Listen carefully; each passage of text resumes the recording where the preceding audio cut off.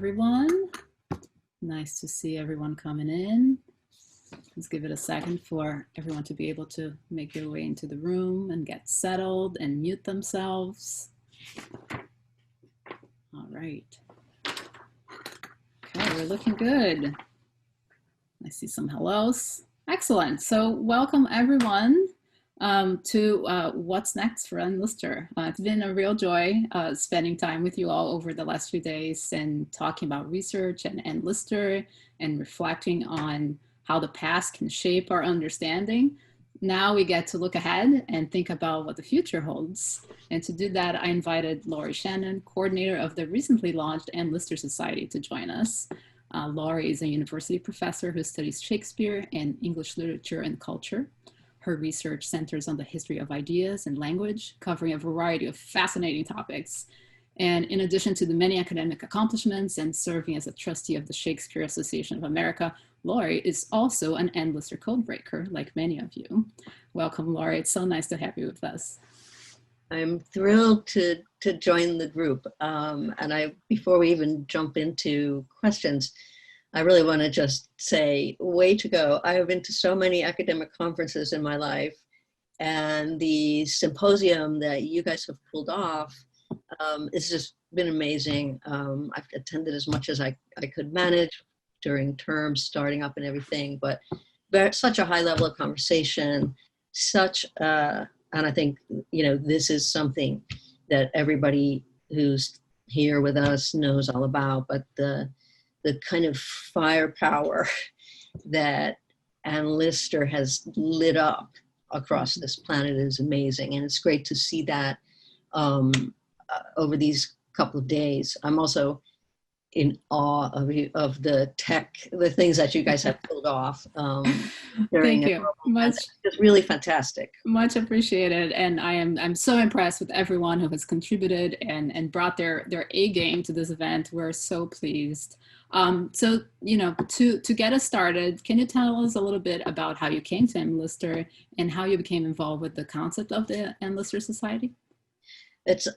One of the interesting things about all of us, right, is we have it's not necessarily, it's like a coming out story in terms of genre, if I can be a literary professor in that way. We all have how did you hear about Enlister and what was the impact it had on you? As Lívia said, in my day job, I'm a Shakespearean, and I was aware of Helena's books when they came out in the late 80s, early 90s. I didn't really know much more about Enlister at that point. I saw the Maxine Peake movie, which is also a really interesting part of the archive now. But it was Gentleman Jack that just exploded my head. And just like everybody else here, I went out and bought volume 1 of Helena Whitbread's, editions. So speaking as a literature professor, what I couldn't get over, it was made very clear to me from Sally Wainwright's amazing writing, what a textual matter Enlister really is, what a writer Enlister was. And when I first started reading the excerpts from the diaries, the literature professor in me was kind of mind blown by the writer. Because of all the other things we can say about her, this is a thing that's coming a little bit more belatedly to the conversation, is thinking about Enlister as this brilliant writer. And we can talk about more of those issues when we go along. So anyway, I'm a Shakespearean. I'm working on natural history, which is what science was called before it became techno-science, before experiments were conducted on bodies and so on. And I happened to be in London to work on Shakespeare and natural history. And I thought, I'm gonna do a project on Enlister and natural history, because anybody who's read anything immediately knows the word nature was incredibly important to her. So I have an academic project that I'm working on about her understanding of natural history. So that's over here. And I'm going to go to Halifax. I'm going to make my Shibden pilgrimage, and I'm going to dip into the archive and see what I can find about natural history in Anne Lister. So I wrote to Helena. I don't know if she's still there, but Helena, we just say. I wrote to Helena, and she agreed to meet with me, and we spent one of the loveliest pair of hours I've ever spent. And we were particularly, I was looking for tips on how to navigate the late 1820s. Of course, we know a lot about the periods that Helena is published on, and we know a lot about the later periods from the amazing work that Jill Liddington has published. And those late 1820s, early 1830s are, you know, a little bit less clear. And that's where a lot of the science stuff happens, because she's in Paris, she's attending all these lectures, blah, blah, blah, blah, blah. So Helena was amazing in helping me think through how to navigate that period. But little did I know, when I hopped off the train in Halifax station, that I would leave Halifax in about a week with a whole new brief in life, and set of conversations ahead. And basically what happened was Pat Esgate happened to be in town at the same time. I didn't know Pat. I had my coffee, you know, with Helena, and then I happened to see Sally Wainwright in the coffee shop. And I spoke to Sally to say, well, the way I think about it is, you've made history with history, because the Gentleman Jack phenomenon is part of history now. It's part of the archive of Anne Lister's story. Yes. Not least because it uses her words in such an incredible way. Anyway, the next day, I'm sitting there, and someone comes over to talk to me. I had seen that someone was sitting with Helena Whitbread, talking very animatedly. It was Pat Esgate. And Pat says to me, you know, Sally and Aunt Joma long been interested in the idea of establishing a learned society. And I say that to indicate it's not just for scholars, it's not just for academics, but for serious, dedicated research on Anne Lister. And we all think you should be a part of that. They used a stronger word. And I was quite amazed, and then started a series of conversations.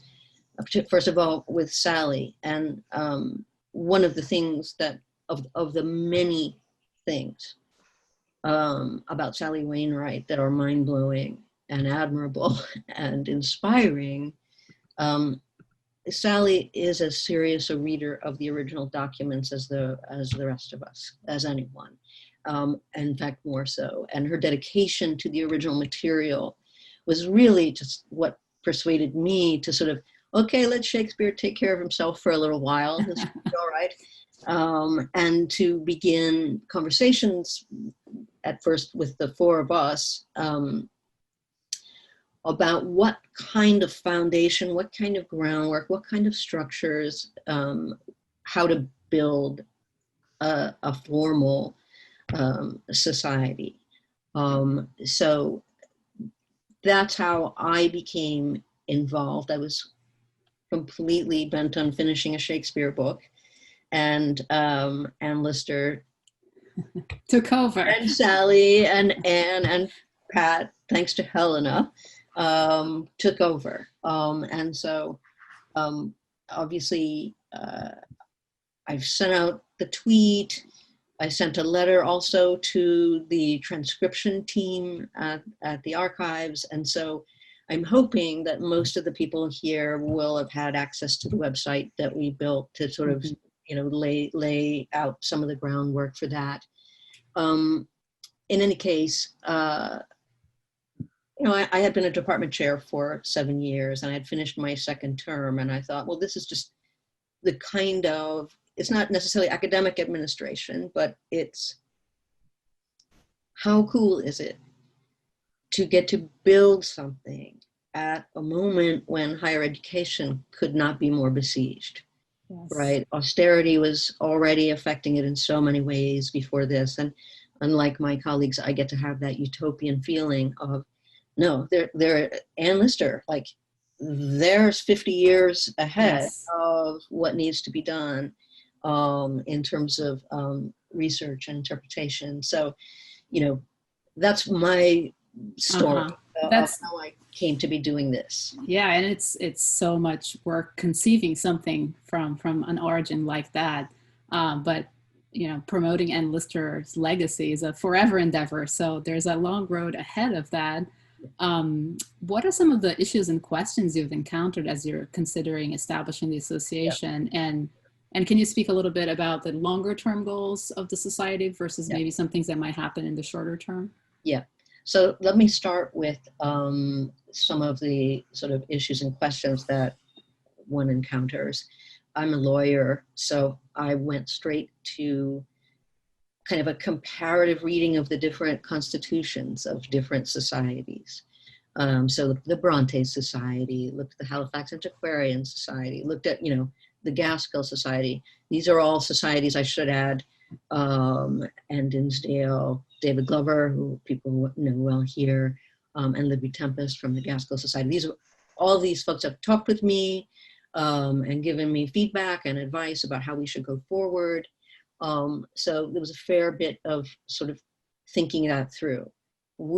I ultimately decided, for reasons I'm happy to suggest, that we should go forward as a working group for a couple of years before we decide, for example, should the Ann Lister Society be a membership organization with subscriptions and bylaws and so on. That is the plan. That is the expectation. That's going to take that. It partly has to respond to a thing we've built. So that's a couple of years down the road. One of the reasons that I thought that was important to wait a little bit is that I was also combing the world for people who are doing scholarship on Anne, trying to find wherever they are, whoever knew them. I wrote to everybody I know in 18th and 19th century. I got them to give me names, and then so it fanned out. And one thing to say about it is, despite the fact that both Jill and Helena put in this amazing, dedicated amount of time to doing transcriptions and producing research from that, few people are able to deal with the hurdle of the time frame of transcribing. So if you're a grad student, you don't have 2 years or whatever it might take to just transcribe your batch, right, or your section. It's hard to pick a section to work on if you haven't read the whole thing. So my sense was too that we need more of the transcription project to be completed for there to be, and I guarantee there will be, an explosion of scholarship being published on the diaries and then the letters and the travel. You know, like there's going to be, it's all waves out ahead. But I think that especially while we're waiting for more of the transcription to emerge, our part of our job is to sort of stoke the pipeline of people doing that research. Another possible format for the society going forward might be to establish it as a foundation if it's mainly going to be a fundraising or a grant writing entity. But I think it's much more fun to do the former one and much more participatory to do the former one. And that's the plan, assuming, as I expect, that we fill it in that direction. As far as the goals of the society, I mean, at the highest level, at the simplest level, there are really two. There are two goals. And one, of course, as I've just been saying, is to promote research, give it venues, create conversations, and so on. But the second one, and they are a little bit, you know, the serpent's tail, The second one really is to ensure analysters do place, if I could put it that way, in the literary tradition, in the historical tradition, in research on the 19th century, in research on women's history, from my point of view, also in the history of writing and literary studies, so that we're assured that she has a lasting foothold in the cultural tradition. And so that's necessarily a bit of an institutional focus. That just takes a certain amount of time. It's glacial because it's a slow work, right, of not just establishing institutional relationships and getting the periodicities of meetings and publication going on, but also seeing Anne's writing taken up in a variety of other places where they can, where they'll be formally a part, right, of a larger cultural perspective. So it's a legacy project too. And it's almost at an axis with yours, which is so much in terms of it's global, it's now, and it's connecting people laterally in this amazing way. And so we have the same goals, obviously, and that's the legacy of Anne Lister and making sure it takes hold in every kind of venue and temporality that we can get it into. Yeah, and to your point, like there's this pace layering of like there are certain things that move at a certain pace and they build a sustainable view of like where we need to head into. And then there's the things that are happening more immediately. So when you're describing research, what does research mean from the society's perspective? And as we, we've been talking about it for 3 days, so we probably are talking about a very specific thing. So I'd love to hear your perspective on that. Yeah. So one of the things to say about it is, I also received an email at a certain, right after I launched the website, that wanted to know the official perspective of the official Anne Lister Society, or the official understanding of Anne's sexuality.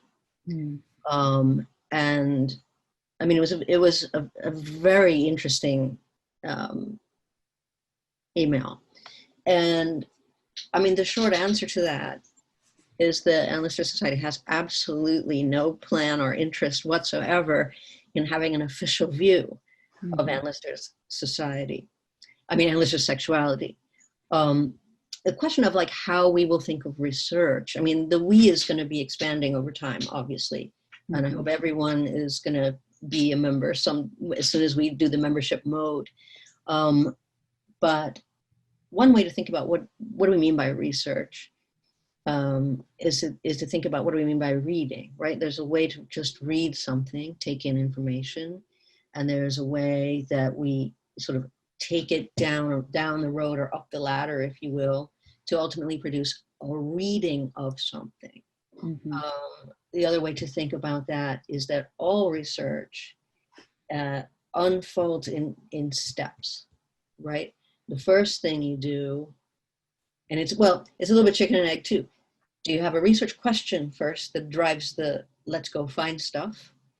Or do you just see what you can find, anything you can find, and then begin to figure out what is my question? What is the question I want my stronger reading of things, my research in that sense? What question do I want to answer? And, advising graduate students, for example, it's always a horrible, painful struggle. Well, you can't have that question because you don't have any information. But if I, which guides the other? They shape each other. So that's also to say that, especially in a situation where the text isn't yet fully available in a readable format that doesn't take several years to read it, we all need to be thinking about how we survey the terrain, how we find stuff, how we collect evidence. That's a big thing for everybody as we are identifying questions. And once there is increasing amounts of, I don't mean to diminish this when I use the word information, but facts, documents around the world, that once we gather the material archive that's beyond the Calderdale Library Office of the West Yorkshire Archive Service, that's a big piece of everything anybody can be doing right now.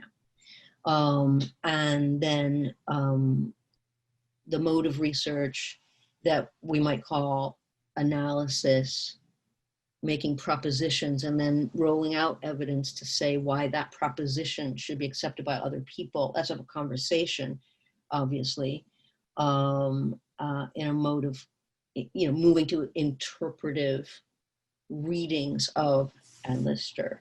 And anybody from any place can do any one of those things.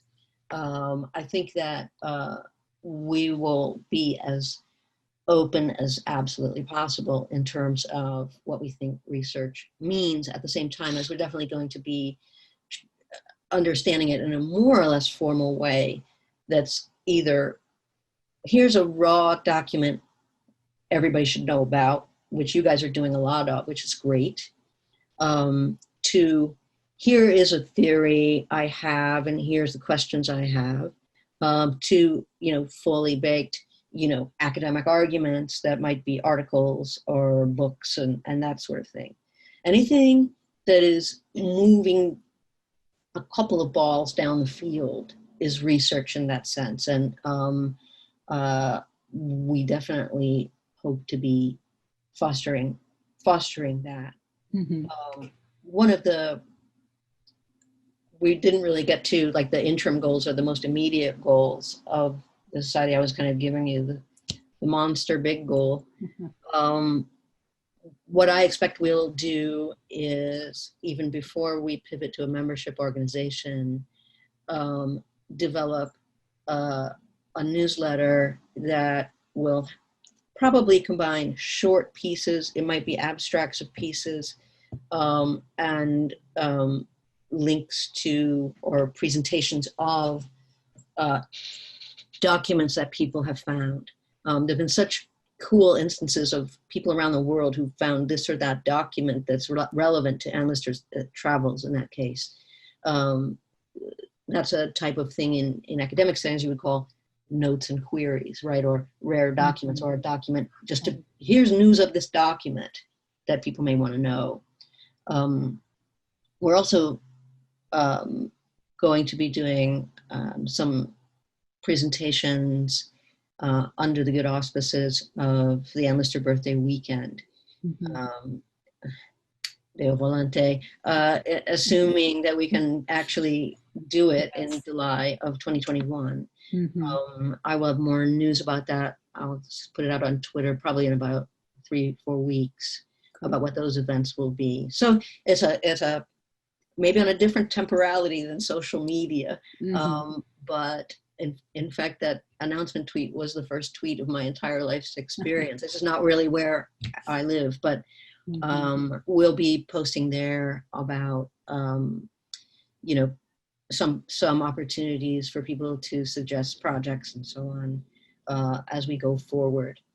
I think you also wanted me to speak about specific areas where I thought that are.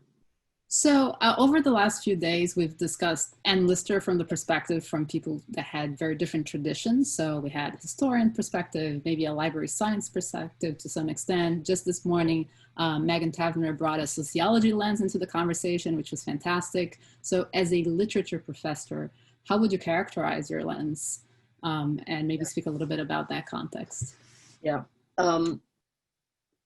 The first thing to say about the disciplines, the academic disciplines, Anne Lister is a phenomenon of such a scale. No discipline will ever be adequate to respond, and no single mode of research will ever tap it out. So I think it's important to think across disciplines as much as possible in terms of like, what kind of an army does it take to do her justice, if we could just say it in that bold a way. I think that I think of myself as a literary historian, so that's already to say I'm muddying these waters, but I'll try and, like, from 30,000 feet, okay, you know, a historian might look to Anne Lister's diaries for evidence of reality, for documentation of what was really true about X, whether it's 19th century, early pre-Victorian landowning, whether it's something about provincial elites, those kinds of things. A literature or literary analysis would privilege instead, what's the structure or design of this text as a text? So obviously literature has to be a little bit further behind than historians, because we can't break it up and say we've said something about the text as a text when the text as a text is still elusive, an Everest to be scaled, or a Vinyamala, I should say. So we in literature, we're thinking about the design of the text, its resources, what are the citations it's making to other forms of speech or styles of writing, those sorts of things. Pretty much any literature scholar now is interested in the context. How does Anne Lister come up, like my project, how does Anne Lister come up with a theory that nature is on her side? That's what I'm trying to work on. What are the intellectual resources that she would tap into to do that? So that's more of like the literary style. Okay. But I should say, right, if you think about the pioneering work that Helena and Jill, really, they had to whack their way through and create it themselves. And they're both historians, tried and true, and trained as historians.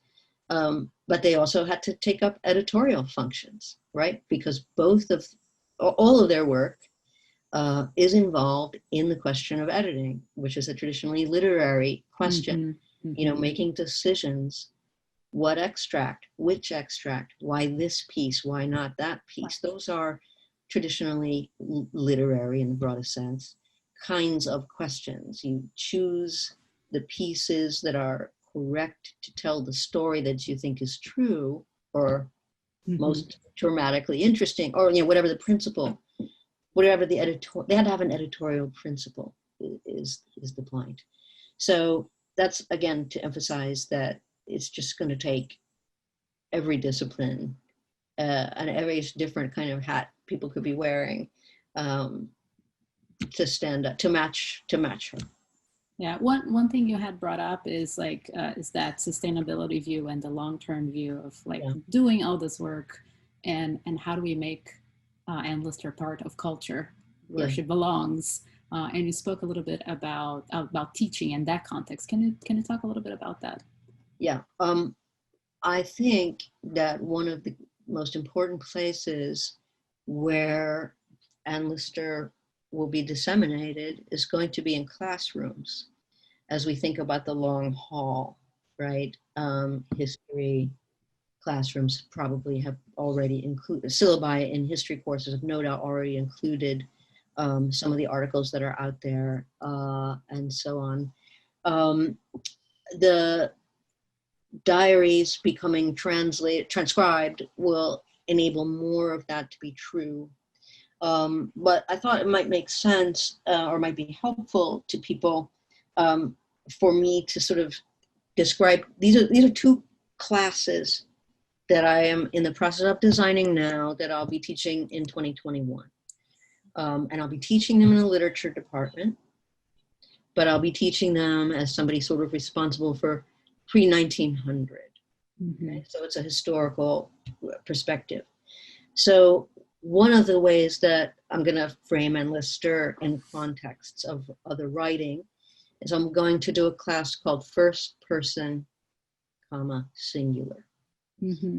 And look at the history of the first person voice. Okay, so we'll read Augustine, we'll read Michel de Montaigne, who of course is the essays of Montaigne. One of the most famous little quotes of many quotes there is, I myself am the subject of my book. And you can immediately see how that points right away to Anne Lister in certain respects, but not in every respect.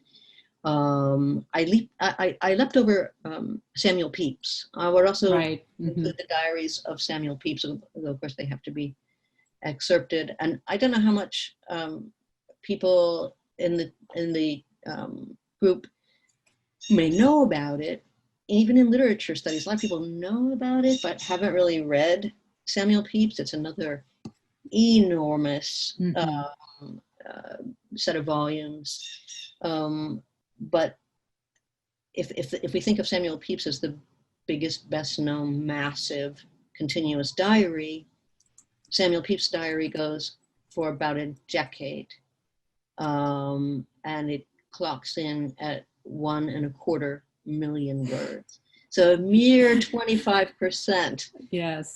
of Lister's. I think Anne Lister's a better writer. And that there'll be opportunities to see that. Yeah. So that is one way to imagine her in a curriculum.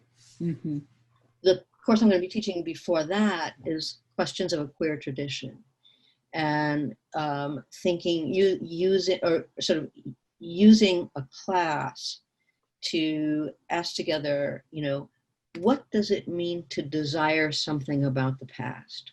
Why do we want a past in queer studies? So much of what's going on in queer studies is contemporary. And the turn to think about the history of sexuality and why we care about it is part of what the question of a queer tradition would do. So just for example, we could look at their reception of Sappho. We'll look at the Shakespeare sonnets and the whole tradition of interpreting them. Are they straight? Are they gay? Are they queer? Are they this? Are they that? The other thing? But they were circulated by gay people gay men in the 1890s, right, as a sign, somewhat the way we know Anne Lister circulates classical material.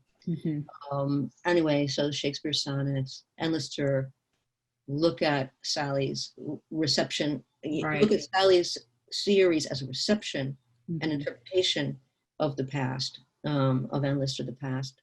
Yeah, there's a lot to dig. It's so great to hear you describe how you're going to frame that. The community of people that has formed around trying to understand and research Anne Lister just over the last year and a half has been really absolutely fantastic. And one of the things that really speak to me is how forthcoming everyone is with information and their willingness to help and support others in their own research. And this event wouldn't have been possible without that collaborative spirit. And I'm eternally grateful for everyone's contributions. And a common question that we see come up in the community is, how can I help? And I think you've answered that by saying, like, we need to find everything else that's not just the diaries that exist outside of Halifax in the world. She was a well-traveled woman. She knew a lot of people, and all of their contexts exist elsewhere. So that seems like a very actionable takeaway for our friends here as we think about the society going forward.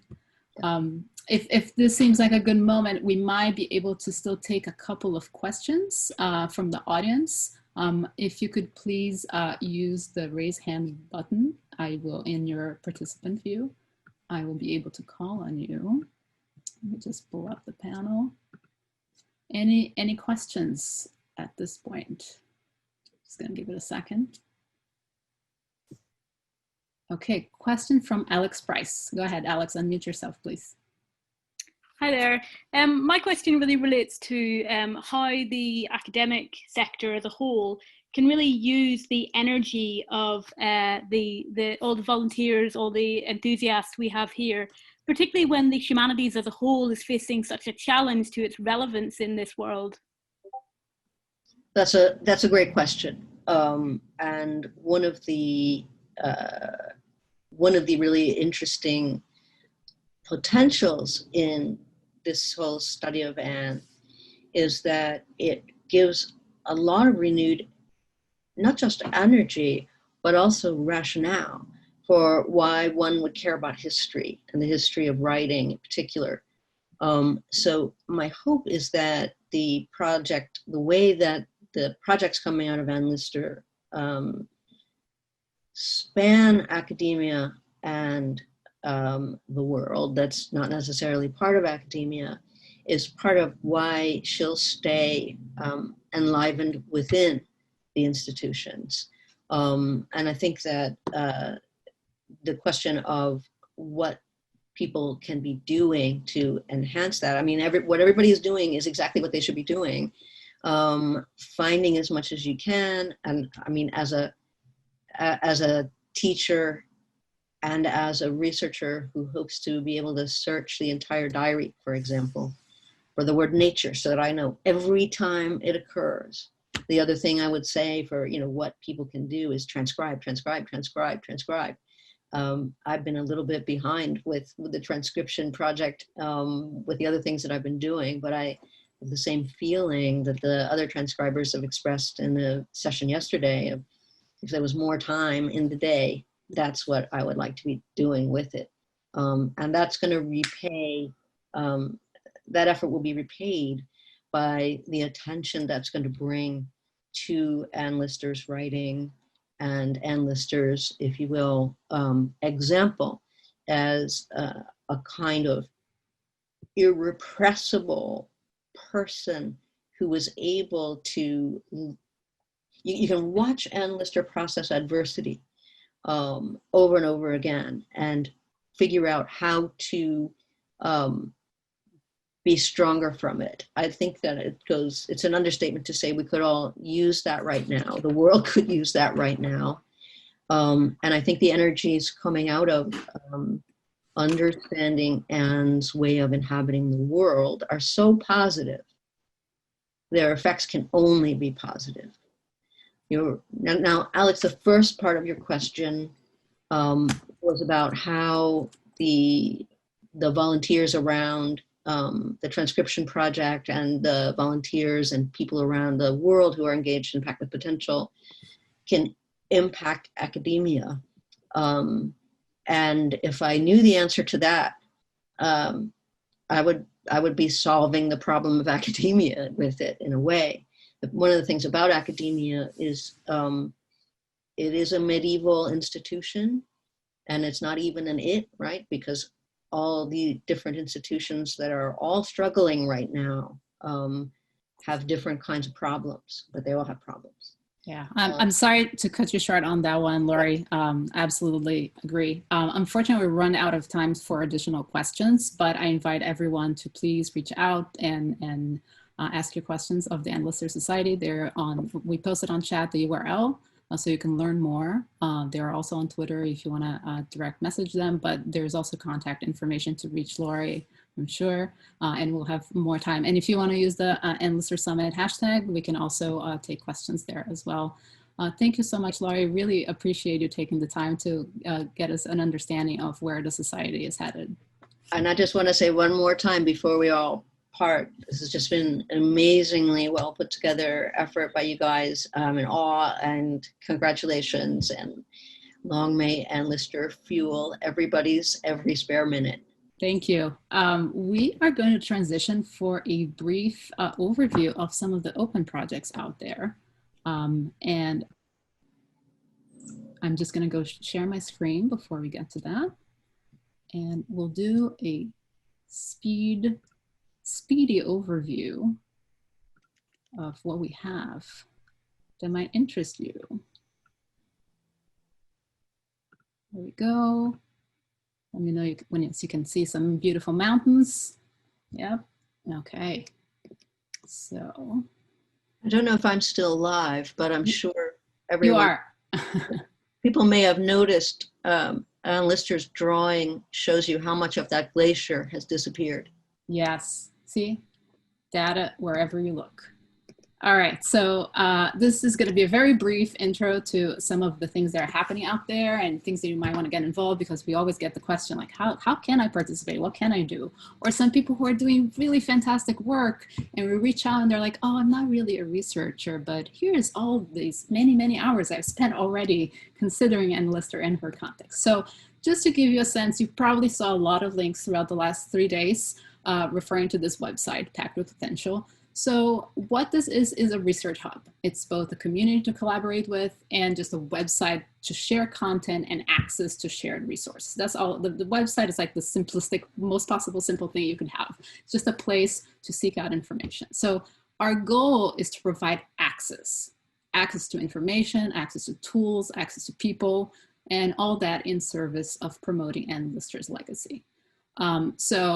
There are many resources and things that you can consume that are available to you there, but the ways you can help are also many. So you can contribute to existing projects, you can become a project caretaker, and you can help maintain the websites. And we have a lot of other things that potentially will be good ways to get engaged. So I'm going to give a quick run through for some of the projects if you're not familiar with them, but for all of them and for any other topics that are on your mind, you can just reach out via the contact form and we'll be able to get in touch with you.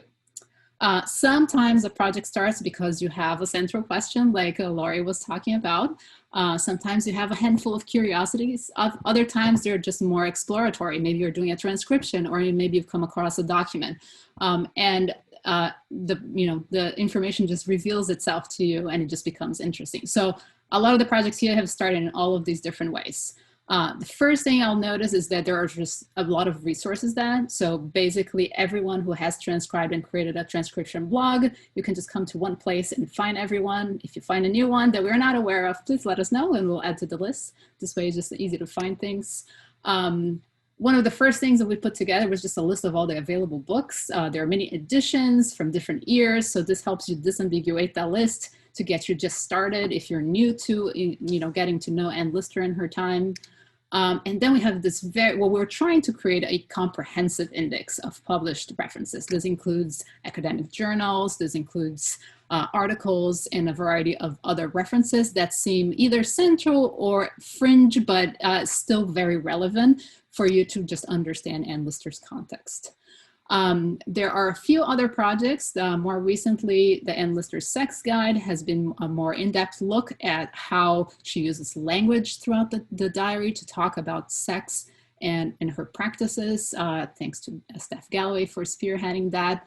The fact checker came about when we started to see some recurring themes in conversation out there like Facebook and social media that we had plenty of evidence for, and we're starting to see rumors that were not aligned with that evidence. So the fact checker is just a way to surface the things that we know are factual about things about Ann Lister's life and things like that.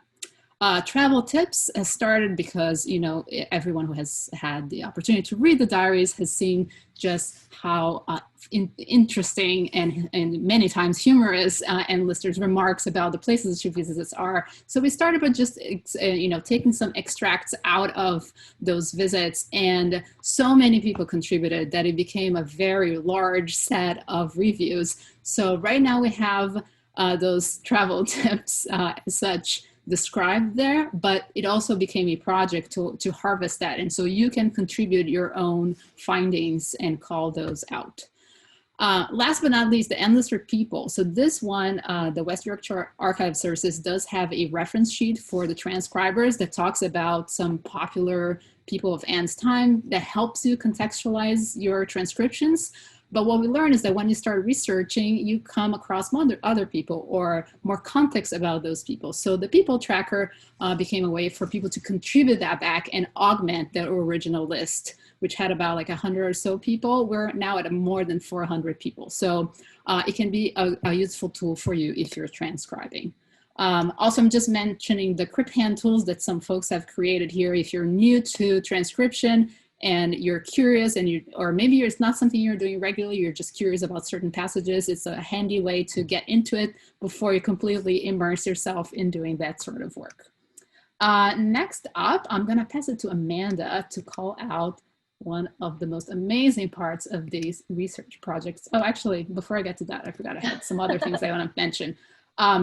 I don't need to introduce the diary transcription project. I just wanted to note here who to contact and how to reach folks. But I wanted to call out the Ann Walker in the Diaries project, which is a more recent addition. Sure, Diane, I think you're here. So I've just briefly mentioned that, recently Diane opened up for people to contribute, and there were many takers, which is very exciting to see where this is headed, to really try to bring out Ann Walker's voice through Ann Lister's diary. So if you're interested in that perspective, please reach out and engage. Another amazing resource is the Calendar Day Companion. This has been around for many years. It has over 1,500 contributors, and it's a very extensive database at this point of facts of people and locations and structures in around the Calendar Day area. So you can both take advantage of this as a reference as well as contribute. And now I'm actually going to pass it to Amanda to talk about this amazing work. Thank you, Lívia. It's so exciting. We have so many projects on the go, and each one of them is fantastic, and we're just constantly coming up with new ideas. I know some of you have attended the practical workshops that we have had this weekend for the timelines and the story maps, and they were really good, really well attended, and I hope that you found them useful and inspirational. And as I said in both of those workshops, if you need more help putting something together, then please just reach out. I'm on social media, and we have an email address too. But yeah, I'm super excited about so many things that are coming up. We have already 17 maps available on the website right now, which is annlistertimeline.com. We've got multiple maps in the work. This I think is just some of them. So we have the third part of the tour of Sweden and the Descent of Vignemale, which I am working on right now. Jenna, I think Jenna's out there. She's working on a travel map of Anne's travels through the south of England. And we also have 1834, the France trip that was effectively Anne Walker and Ann Lister's honeymoon. We also have 2 more timelines coming, essentially 3. An Ann Walker timeline that will be completed by our own superstar, Marlene, and also another project that Jenna is working on, because Jenna's not busy enough. She's also working on the history of Shibden Hall, which is fantastic. I've had a preview, it looks stunning.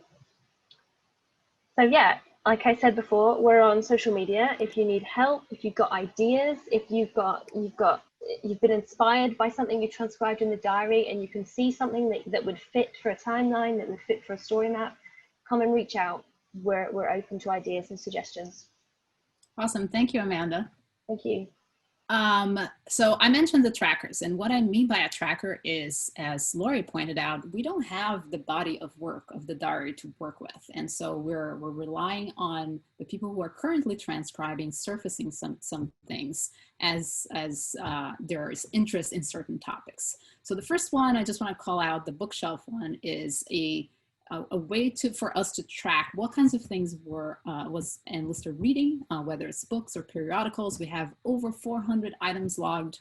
You can contribute to that either by providing that information from your transcriptions, or you can help us do the next step, which is researching these books themselves. So there is plenty to be found about the context of these books, whether there are copies available in libraries, from her time, editions that she might have read, so you can engage with that way. There are 2 other projects, the Doodles project and the Sketchbook projects, which are looking to see any sort of visual representations in the diaries, either from Ann Lister or, as she describes, Ann Walker, doing illustrations of a variety of things, which happened frequently when they were on travel. Even though we don't have any of the artifacts for Ann Walker, if we ever come across one, this will allow us that data to validate what the context of those sketches or drawings, if they come about. I mentioned the Ann Lister people as well before. A couple of new trackers that are in the works and will be opening up on the site shortly. So Ann Lister Reviews is really the extension of that travel tips page that you saw, since we had such interest and so many people wanted to contribute. The death toll tracker, a lot of people died in Ann Lister's diaries, and she always comments on them. So let's find out how many, cause of death. There's a lot of interesting contextual information about that. in a very short period of time. I think we just already counted like 40 people, and this one will add up quickly. There are a lot of interesting insights to be gathered from Anne's observations about symptoms and other aspects of her life. We know she tracked not only her periods, but her lover's periods as well. So this is the kind of thing that we're gonna, let's gather some data and see what kinds of questions come out of that. And then we can see like what is worth tracking further. In addition to that, religious views, time spent on church, opinions on services, she had plenty. She also visited a lot of different religious places of worship. So we wanted to have a way to kind of talk about that theme by observing how she treats it over time. Adney, like I said, it's like some of these projects are so broad and others are quite specific. So the Adney is uncovering the reason behind Anne Walker's nickname. So we know it was used throughout the diary, but we don't know the genesis of it. So this one is focusing on that question. And I'm very excited about this one. Coming up is Anne Lister's mailbag. So the idea here is more of an indexing project, which is to index Anne Lister's correspondence, which includes how she talks about it in the diaries. We know there's references there, but then any archival records of letters, notes, and drafts, which is a whole other body of work beyond the diaries that paints another context for her relationships with people and her attitude, etc. So I am breezing through this because we're running out of time, but here's some upcoming collaborative projects. This one I wanted to ask, did you know that the UK's Meteorological Office doesn't have tracked weather data between 1820 and 1869? But guess who tracked that data constantly and obsessively during that period? So Halifax local Colette Fleming started with Anne's diaries in August 1820, tracking Anne's data and creating a data set for that. And we're going to help her extend this project to develop Anne's into rich information into a more usable data set that we can analyze. And in a way, we can look to this potentially is Anne's official contribution to science, as that data set that she created can be surfaced and it can be used to talk about weather patterns and other things like that.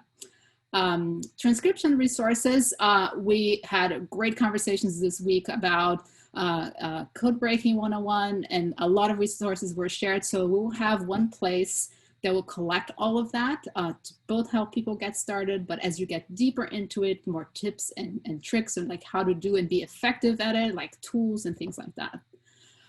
Diary entry search. So right now, if you are wondering what happened in a particular date and time in Anne Lister's diary, you have to go digging through the West Yorkshire Archive Services website and click through a volume and then like start basically trying to navigate the pages until you find a certain date.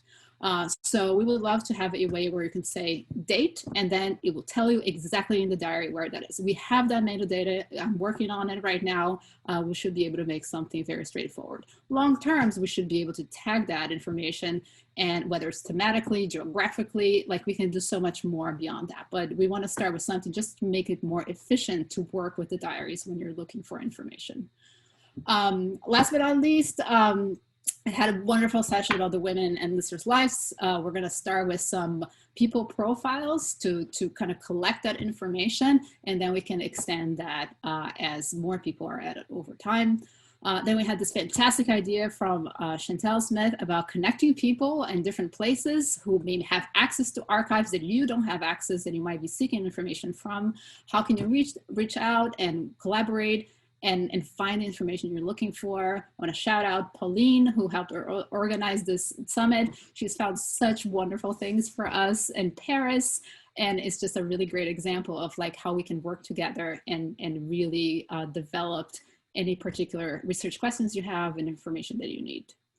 Coming up in October, for folks who are not familiar with Inktober, is a sketching challenge that happens every October. You get a prompt every day and you have to sketch that. And so we're going to take advantage of the trackers that we've had with Anne's doodles and Anne Walker's sketches and help people sketch those out. Maybe that will give you an opportunity to do a little bit of research about the locations that they visited and things like that. So stay tuned for that. We'll share more soon. And then let's talk about future plans. Some things in the future. There are many topics that we couldn't possibly have covered during the summit this week. But especially, we got a lot of people responding to our for call participation with some ideas involving using technology and thinking about Endlister from that lens. So we're considering putting together something like a hackathon style event where we can do things like network analysis, InfoViz, work on actually developing research tools, augmented reality, mapping tech. There's like a whole breadth of things there that could be explored. And it's so different from the kinds of conversations we're having about just the research that we've been doing that it feels like it deserves its own space. So stay tuned for more on that. Extending from the profiles that we talked about, Wikipedia has a real problem with not representing women in history. So we're gonna, using those profiles as a stepping stone, we're gonna have something like a Wikipedia Edithon where we create profiles on Wikipedia from all the research that has been conducted. And so we place all these women forgotten to time back in history by making their lives visible in that way.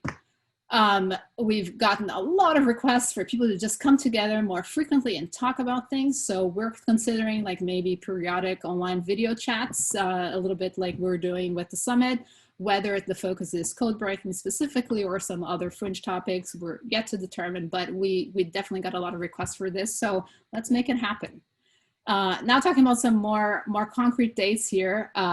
People have asked for more tangible help with like really tactical, practical things. I think Amanda did an amazing job talking about like how to make timelines and how to create maps. Those are super concrete, but like there are things that are more core, like just how do you use a spreadsheet? How can I really create trackers like the ones we've been talking about? And how can I add to that toolbox for research tools? And that's just an example. How to use certain tools for investigation like Ancestry.com. So we keep hearing from that need, and so we'll come up with some things to help folks with those needs.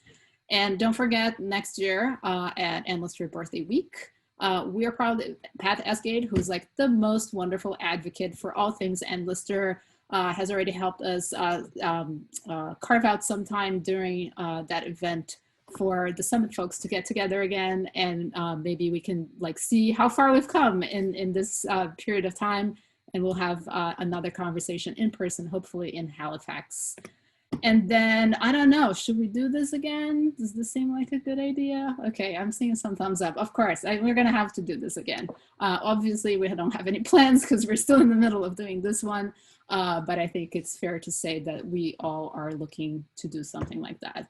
And I just want to recognize that, you know, there's a lot that we needed to do to put this together, but it's been a real pleasure. And the context that we're living in is so challenging. And I thought back on Endlister, and she had this quote: "Sometimes the soul grows strong and becomes more active amid difficulties, and in spite of every obstacle, resolves to pursue its favorite scheme." So this, to me, is my call from Endlister to not let it go and go full force into this particular interest. And I hope you all have enjoyed this. And you'll be hearing from us very soon. We're going to ask for your feedback so that next time it can be better than it has been. And of course, we'll post every piece of information we could possibly have shared during the summit available on the website as soon as we have our things in order. And please reach out and talk to us about literally anything that interests you, and we'll get back to you. And now I will see you at the peak party.